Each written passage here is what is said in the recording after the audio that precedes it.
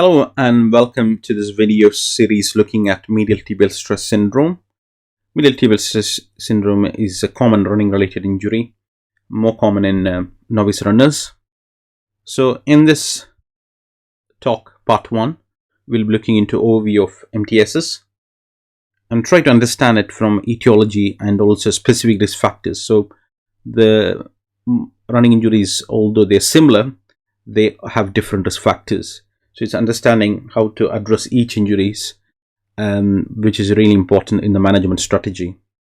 And also, since it's a bone stress type of injury, we need to make sure that we are differentiating with tibial stress fractures. And when we go into the management strategies, we look into role of running rate training and other management strategies. So that's sort of the key aims. And this was a prospective study looking into more than 254 runners.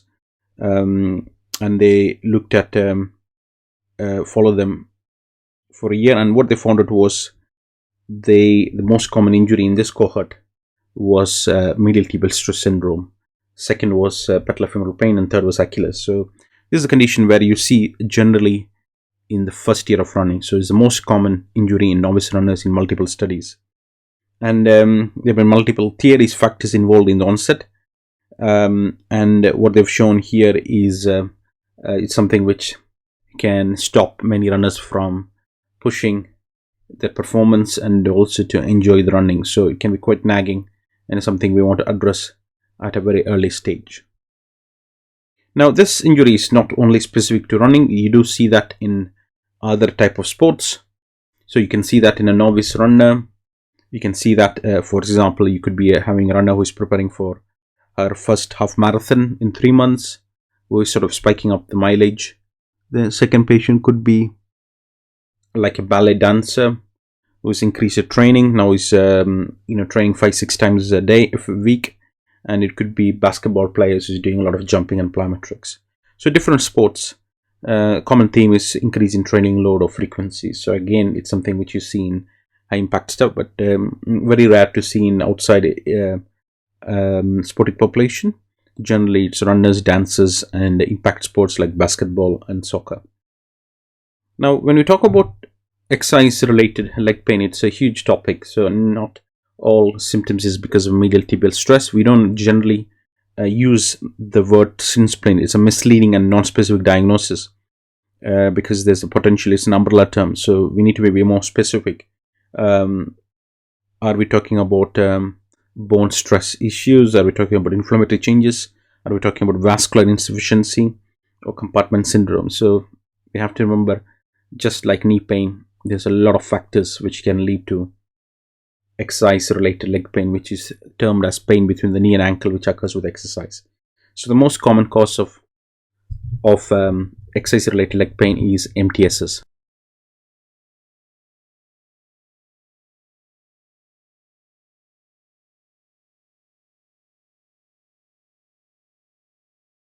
Just to make it simplified, what are the common pathologies which can help us to make the diagnosis simplified? So the most common is definitely medial tibial stress syndrome. We need to be mindful of stress fractures, which I'll go in detail shortly. And there is also another condition called chronic exertional compartmental syndrome, which also can happen in novice runners. And if it's more posterior, it could be calf injuries. You can also have entrapment of the arteries, and you can also have entrapment of the nerves as well. By far the most common is medial tibial stress syndrome, stress fractures, and chronic exertional compartmental syndrome. So those are the three commonly related conditions which we see. And specifically talking about medial tibial syndrome, here the patient comes with pain along the posteromedial aspect of the tibia. It's generally not focal, unlike stress fractures, and it's a little bit spread out for a minimum of 5 centimeters. And it can start initially with running. At a later stage, it can progress where they can have resting pain, night pain, which is usually worrying because it could progress to stress fractures as well. And depending on the study, it can affect anywhere from 15 to 35% of runners. It could be the non-optimal healing in response to repeated load on the tibia from the ground impact and muscle contraction. So this should be differentiated from stress fractures as well. Chronic presentations are more likely in females with the running history less than 1 year, and more in the distal part. So this is sort of the typical presentation where they come, where exactly as the picture is showing. So sort of main over here, it can go a bit more posteriorly as well, and can be on the tibia and also posterotibial aspect as well. Now, looking into the risk factors, like with every injury, the first point is understanding the risk factors. What specific factors has led to injury? So let's go one by one. So this is a fantastic systematic review which looked into various risk factors which are linked with this condition. And one thing which stands out is it's more common in female sex. So there's a high proportion of women than in men. As we mentioned previously, it's more common in novice runners, usually in the first year of running. Very rare to see it in very experienced runners. If experienced runners comes in, I'm more worried about stress fractures, because they're used to running with pain, whereas the younger runners usually will stop. So being female has that high incidence of getting this condition. Third is high BMI. So if you're overweight and recently started doing a lot of running, that's something we see. There are other factors like high navicular drop, previous orthotic use, previous history of stress fractures is another big one to be mindful of, because they're more likely to happen again. So this is a picture showing about navicular drop. So there might be a role for orthotics in certain people at a later stage. Like with most running injuries, it's too much, too fast, too soon. There's usually the element of training errors. So it could be spike in training volume, spike in speed, a sudden change in shoes, or inclined running. So that detailed history will just give us an idea what sort of factors have led us to the patient developing this syndrome. Now, when you look into clinical tests, we don't need a lot for diagnosis. When you look at the two simple tests for predicting, one is pain on palpation. So you want it for an area for at least 5 centimeters. If it's very focal, I'm very concerned. If it's more widespread, it's a bit of a relief. So pain on palpation, shin palpation test. When you palpate the distal tooth by third of the posterior leg, and the associated musculature, you might feel that, and you might also have pitting edema. When you have more focal pain and resting pain, then you will have a high index of suspicion. And this pain on palpation spreads to a length of at least 5 centimeters or more. The more bigger diffuse, the more likely it is to be MTSS. Differentiating MTSS and stress fractures can be challenging, which I'll be talking shortly. And there's a lot of microtrauma to the bone because of repeated bowing and bending, which could be putting more strain on this region as well. And when you put them on the hop test, it can be painful. You can have restricted ankle dorsiflexion. Weakness of the calf musculature is very common, and if not managed poorly or excessive overtraining, it can lead to stress fractures as well. So the exact etiology, now if you do suspect them to develop stress fractures, so it's really important that MRI is the modality of choice. X-ray is not sensitive here, and this is the review and guidelines from the British Medical Journal, which looked into bone stress injury in athletic population. So what is very clear here is if you do suspect stress fractures, you must look into an MRI rather than an X-ray, because MRI is sensitive. X-ray sensitivity is less than 50%. Some key questions which will make me think of referring for an MRI is if they're getting pain when they're working on day-to-day life, if they can't just work for more than 5-10 minutes, if they're struggling with night pain, and if they're taking a lot of medication before they're running. I'm highly concerned it could be tibial stress fractures as well, which is a very common injury in the running population. Now, when we look into the etiology and also the common causes of this condition, it's poorly understood. What we know is it could be microtrauma to the bone due to repeated strain to tibia without inadequate recovery, repeated bending and bowing of the tibia like a pole vault. So the bending moments are highest at the lowest cross-sectional area, which is the distal 1/3, and the biomechanics could be a key contributing factor. So we should look into MTSS as a continuum of bone stress reaction. It's a combination of traction, the periosteum, bending loads, Could be because of external training factors, intrinsic factors like poor bone health, poor recovery, poor sleep. So the exact mechanism is in a lot of debate, and the inflammation of the outer side of the tibia, and also the fascia is always involved. So there's a lot of structures involved. It's just not the bone, it could be the muscles, the fascia, the whole structure could be involved in this. But we now understand it's more like a continuum. So the traction effect is there, the cortex is involved, and also the bending forces. So for practical purposes, we sort of treat it like more like a bone stress injury. This is a recent study which looked into predictors of future bone stress injuries. One of the bigger issues with this type of injury is high recurrence. So if a patient had previous fractures in long runners, young runners, sort of less than 25, later age of menopause, menarche, which is the first puberty. If they had puberty at 15, 16, then it's more concerning if they have low parathyroid levels. So these sort of things which you might keep in the back of the mind. Not that you're going to discuss that necessarily with your patient, but you might want to look into the bigger picture and see the general bone health. How is the bone health? How is the previous training history? How is the previous fractures? So it's an injury where we can't rush things. And the bone density in this study have shown it takes at least 3 to 6 months. So we need to educate the runners that if you rush too much after this rehab, you're more likely to recur again. It will take longer. So bone healing and this sort of turnover takes at least 3 to 6 months. And during the time, they should be very careful not to rush into high-speed work and increasing the volume. So continue with the strength training, continue with the cross training. All those things are really important to prevent recurrence and also long-term positive outcomes. One particular thing, because this condition is more common in female runners, so we need to be mindful of REDS, which is relative energy deficiency. It was previously known as the female athletic triad. It's basically a combination of disordered eating and irregular menstrual cycles, leading to a decrease in endogenous estrogen. So what we know is this is sort of can happen in men as well. So it's sort of the low energy because of lack of adequate calories. It affects your hypothalamic secretion, affects your reproductive system, affects your endocrine system. So it's a whole body issue. So they're working with medical colleagues, taking appropriate bloods, checking for vitamin D. So that should be high suspicion, especially if they have a history of multiple fractures.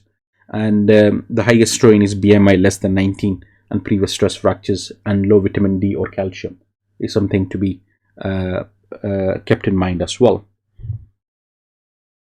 And diagnosis. So when you go back to the diagnosis, there's a nice criteria which was picked up by AIDS in 2004. So we're looking into exercise-induced pain, posteromedial border of the tibia, pain on palpation, site spreading to a minimum of 5 centimeters. So this is quite an accepted diagnostic criteria which is used in this sort of population group as well. So it's fairly straightforward to diagnose, and also generally you can palpate in your clinical population and in your clinic as well.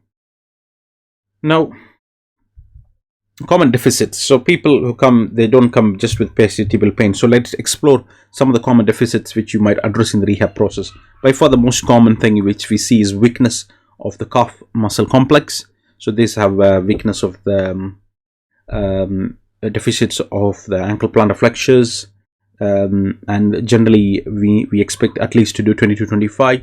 So calf weakness is quite a common thing which we see, and that's something which we want to target in our rehabilitation to start working on this as soon as the pain is very controlled. So strengthening of the calf complex is really important. Another thing which we see is increased strength of the flexor hallucis longus, which is also a weak plantar flexor, could be an adaptation of the muscle. So we see this is sort of a precursor to even in stress fracture conditions. So we do see this patient have increased isometric flexor hallucing strength as well. Another common finding which we see is sort of imbalance between the inversion eversion strength. So the eversion strength was higher, whereas the inversion strength, the ratio was reduced. So prolonged pronation can lead to longer stress fractures on the soleus fascia as well. So again, checking the inversion eversion. So main thing is looking at the muscle balance around the foot and ankle. So looking at the calf strength, looking at the strength of the inverters, looking at the strength of the everters, and strengthening appropriately which are the key muscles involved. And we can't just be thinking of the foot and ankle. We need to be looking at higher up the kinetic chain. So we can look into things like stability of proximal joint stability. So we're looking into things like hip control, ability to maintain good single leg squat. So there's many of these patients might have weak hip abductors and external rotators, which is not unusual in a female running population. So again, looking at proximal hip mechanics and thinking higher up the kinetic chain is always useful here. And a very useful tool which you can use in clinic is the MTSS score, which has a score from 0 to 10. 0 means you're totally pain-free and no limitation like a normal population. 10 is you're massively limited. So you'll have access to the MTSS score as part of this module, where you can use this with the patient. It just takes 1 to 2 minutes and you can see the progress. If somebody comes with 8 or 9, then it's very useful to say to patient that there is a need to stop running for a period of at least 2 to 3 weeks. So it's very useful to see the progress and see how they're going. So the key differential diagnosis with people with the MTSS is chronic exertional compartmental syndrome, medial tibial stress fractures, and calf injury. So those are the key things to always keep in mind when you have somebody with MTSS. So those are the other conditions which can mimic this symptoms. So let's start with a common condition, which is the chronic exertional compartmental syndrome. This is again a condition which you see in novice runners. Here the presentation a bit different. They complain of cramping or tightness over the anterolateral aspect of the leg, usually worse with running at a predictable point. They'll say after 40 minutes of running they have to stop, and there's no tenderness. Unlike MTSS, there is no local tenderness. That's the big difference here. When you clinically examine them, you can't find anything. It only comes with training. And very common to have bilateral. They usually will not have resting pain or night pain, especially in the initial stages. So it's quite a frustrating injury where they sort of have a predictable point where they have to stop running because everything seizes up. It's very stiff. They can get pins and needles as well. They can get like a nerve symptoms because of the ischemic forces of the compartment compressing all the neurovascular structure. But usually they will not have any resting pain. This is very different from acute compartmental syndrome, which is very different from medical emergency, which happens following fractures or following surgery, where they have to rush to A&E. So this is something you don't really see routinely in runners. But if they have trauma, if they have fractures like tibia, fibula fractures, that's something which you need to be aware of, where they have skin changes, they have severe pain. This patient needs to be sent urgently to urgent care, A&E, for immediate medical attention, and some of times they might need a facial release surgery to release the pressure to preserve the limb. So we are not talking about acute compartmental syndrome. We're talking about chronic exertional compartmental syndrome. Now, when you talk about the compartment here, the most common location you see is in the anterior and lateral. It can also happen in the posterior region. But again, patients will come to you with the specific location of pain, where they'll tell you it's worse in this sort of specific points where they get this sort of symptoms, and they have that characteristic symptoms which can where they say they have to stop after 20 to 25 minutes of running. And the mechanism here is similar. The way I explain this to patient is, imagine that you're walking on your hands. After 5-10 minutes your hands cramp and you can't do that anymore. So it's a similar mechanism where there's a volume expansion within a closed fibro-obtuse space, where you get reversible ischemia, and diabetic patients can also get this more. So compartmental pressure increases, and that puts that strain on the neurovascular structures, and they have to stop doing what they're doing, and it's a very uncomfortable feeling where they can't override. So they feel like they can't push that anymore. And as I said before, they will have normal examination at rest, whereas in MTSS you can palpate it around the posteromedial aspect of tibia. Here the examination is completely normal. So that's the key differential factors between MTSS and chronic compartmental syndrome. And this is a nice chart here which sort of goes through the differences. So the nature of pain in MTSS is more a diffuse pain, posteromedial pain. Here in chronic exertional compartment, it's a burning, aching, bursting pain, and both are increased by rest. Most common location of CES is the anterior compartment, whereas the MTSS is more posterior and posterior medial compartment. Bilateral can happen both. Very common to have pins and needles and numbness with CES, whereas in MTSS you don't see any of those. Diabetic patient can have increased CES, and examination is normal at rest. So that's the key factor here.